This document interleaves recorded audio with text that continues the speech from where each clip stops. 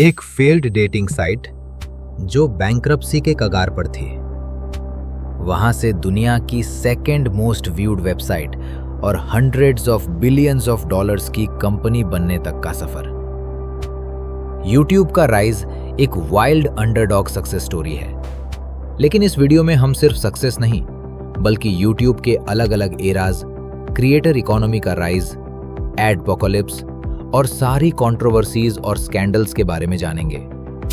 Welcome to the insane history of YouTube.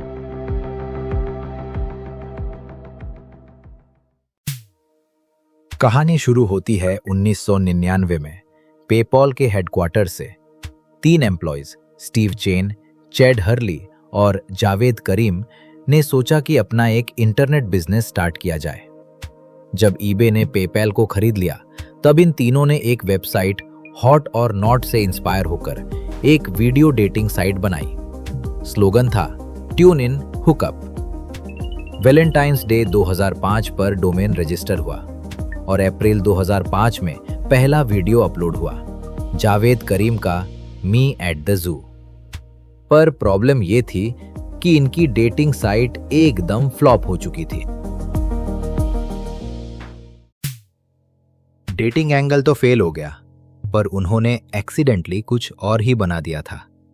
लोग dating profiles के बदले अपने कैट वीडियोस, बैकफ्लिप्स और रैंडम क्लिप्स अपलोड करने लगे।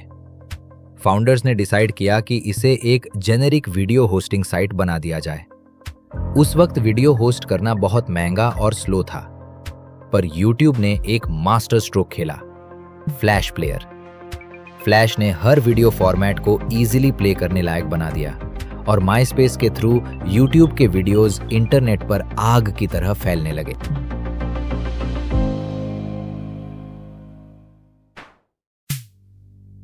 लेकिन वायरल होने की एक भारी कीमत थी।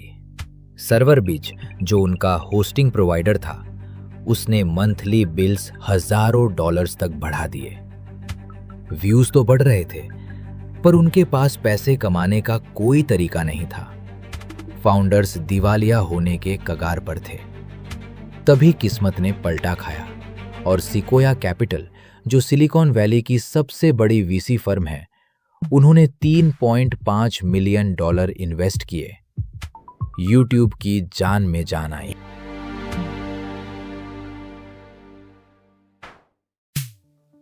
$2005 के एंड में एक छोटा सा फीचर ऐड हुआ जिसने सब कुछ बदल दिया, द सब्सक्राइब बटन।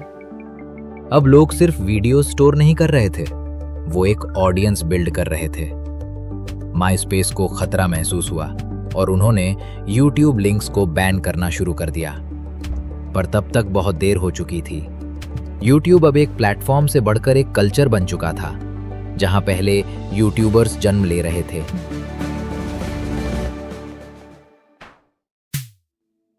हर दिन 65,000 नई वीडियोस अपलोड हो रही थी, जिसमें से बहुत सारी पायरेटेड मूवीज और गाने थे।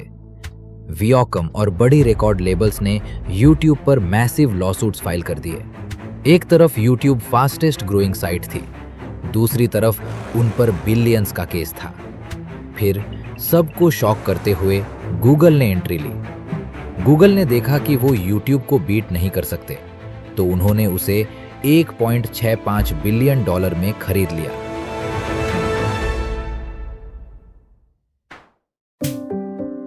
गूगल ने आते ही कंटेंट आईडी सिस्टम बनाया, जिसने कॉपीराइट की प्रॉब्लम सॉल्व कर दी।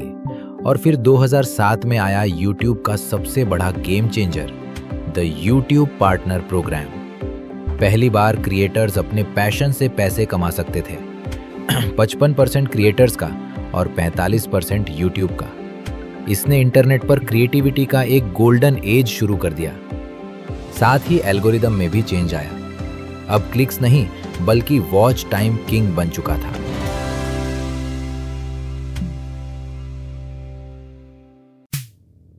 – 2016 से 17 के आते आते यूट्यूब पर सब कुछ परफेक्ट नहीं था।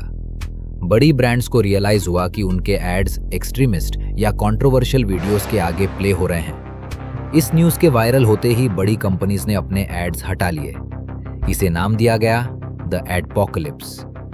यूट्यूब पैनिक मोड में गया और उन्होंने एक एल्गोरिथम स्वीप रन किया जिसमें हजारों इनोसेंट क्रिएटर्स की वीडियोस डीमोनेटाइज हो गईं। क्रिएटर्स के रेवेन्यू रातों रात जीरो हो गए।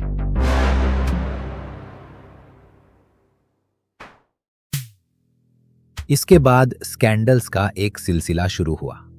एक बड़े क्रिएटर का Japan forest incident, YouTube kids पर डिस्टर्बिंग एलसगटे वीडियोस और कमेंट सेक्शन में प्रेडेटर्स का मिलना। यूट्यूब ने कमेंट्स बंद किए, स्ट्रिक्ट रूल्स लगाए, पर कम्युनिटी गुस्से में थी। ये गुस्सा बाहर आया यूट्यूब रिवाइंड 2018 पर। ये यूट्यूब हिस्ट्री की सबसे डिसलाइक्ड वीडियो बन गई। यूट्यूब के लिए व्यूअर्स, क्रिएटर्स और एडवर्टाइजर्स, इन तीनों को खुश रखना एक इम्पॉसिबल टास्क बन चुका था।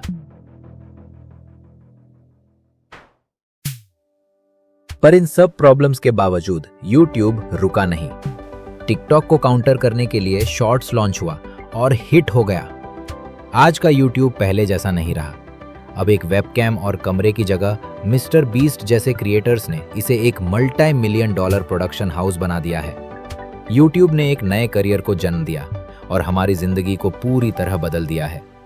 इस इनसेन प्लेटफॉर्म के फ्यूचर में और क्या होगा, ये देखना सच में मजेदार होगा।